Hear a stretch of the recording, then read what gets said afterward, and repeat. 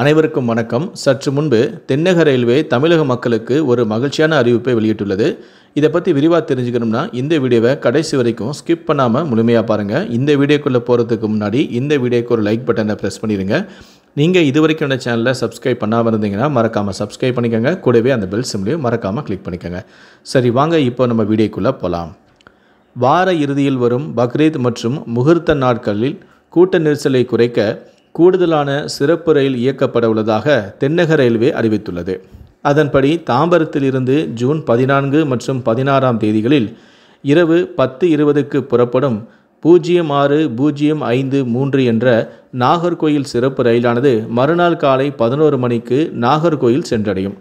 மறுமார்க்கத்தில் நாகர்கோயிலிருந்து June 15 மற்றும் 17 தேதிகளில் பகல் 1:20க்கு புறப்படும் 06:054 என்ற தாம்பரம் சிறப்பு ரயிலானது மறுநாள் அதிகாலை 3 மணிக்கு தாம்பரம் வந்து சேரும்.